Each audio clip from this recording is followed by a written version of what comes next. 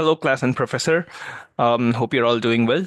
Today, the final week of ITPM 601 project leadership, and I'm going to present my leadership style assignment, which I have submitted on week 7. Parts of this assignment we are going to deep dive into. So let's start. So the topic of this assignment is my leadership style. Um, so we are going to look at the leadership style I have chosen, and among the other styles, we're also going to discuss self-awareness, health, and morale. But we are just going to touch upon them. The important thing we are going to discuss is ethical leadership and critical thinking.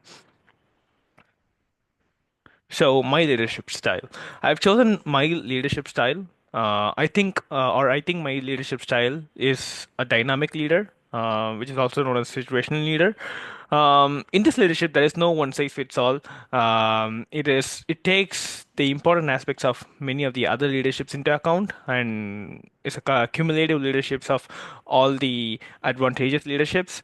The main important thing about this leadership is reading the situation at your current business problem and um, modifying your leadership aspects according to it. So it influences the internal team as well as the external stakeholders as well as the personal self. It's also demanding, dynamic, destructive, and delightful. It all has all those patterns in different areas.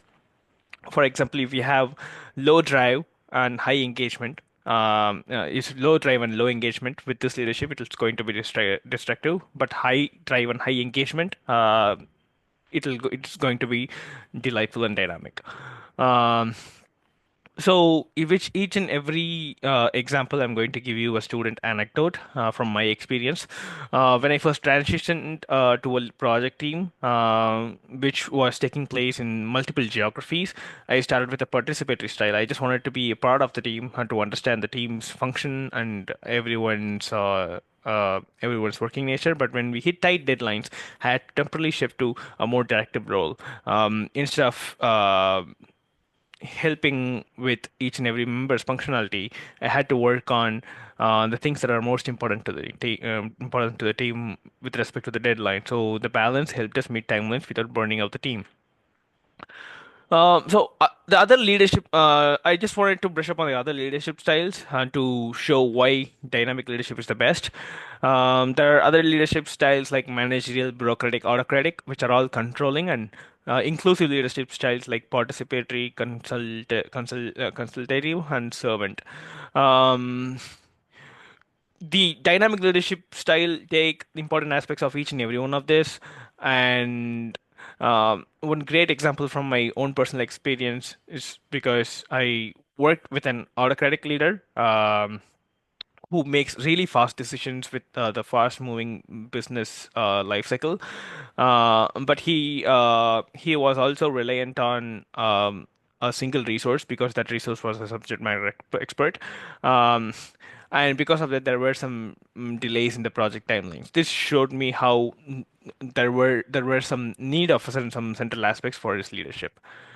Um, so self-awareness, every leader needs self-awareness, like kind of recording their reactions to have them as a feedback loop and learn from them. We are not going to discuss this slide in much details. Also, health and morale. Leadership isn't sustainable without holistic health, and the team morale is deeply influenced by the leader's performance and his health mainly. So great example is digital detox instead of always looking at your work and getting burned out because of it. Now comes the main focus of this presentation, which is the ethical leadership, um, which is also known as the moral compass. Um, what is ethical leadership? Ethical leadership is acting the right way in the circumstances where you have the opportunity to do some things that are wrong and easy. So that's my interpretation of it. So, as an ethical leader, the important things that a leader should do are setting the cultural tone by walking the talk, leading by the example, and also the most important thing, which a lot of people fail to identify, was the entitlement bias. Since I am the leader, and since I am the leader of a product or a team, I may have certain entitlement bias because I may think that what I'm doing is right, what I'm thinking is right, what I'm trying to create is right. We need to avoid that, and we need to think from a user's perspective or think from a team member's perspective. Ethical leaders are transparent, fair, and humble, and that is the way everyone should be in the team, starting from the leader to the last individual contributor. So in my previous company, a senior leader always took credit and passed the blame. It hurt the team morale, but that's when I decided to be more open to feedback and share credit and take accountability. So it's really important in order to not to you know not to disturb the morale of the team by being ethical. Also, in entitlement bias, a product can go really wrong. For example, BlackBerry is a great example. In BlackBerry phone, it had a great market value, but the creators they thought that there was no need to move to a touch smartphones, which was the up and coming technology at the time, and because of their entitlement bias, the product was stagnated, and there were no new innovations in the product, and henceforth products like Apple and Android-based smartphones like Google and Google and Samsung overtook their product values, and in the end, their market share tremendously decreased. I think they decreased by 60%, and as a result, BlackBerry is no longer in the picture today. So you have to be dynamic, you have to be assertive, but you also have to let go of the entitlement bias. You need to create a product that serves with the upcoming trend instead of thinking that you're always right. So bad business decisions is the ultimate reason for the failure of BlackBerry phones. The other main topic that we are going to touch here today is critical thinking. So critical thinking is not only important for a functioning of the team, it's also important for the functioning of a good leadership. You need to consider the heuristics and impacts when you're performing the critical thinking.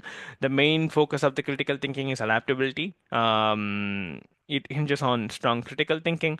As we discussed entitlement bias, there are other biases within the team that critical thinking will help identify, and it enhances emotional intelligence and decision making clarity.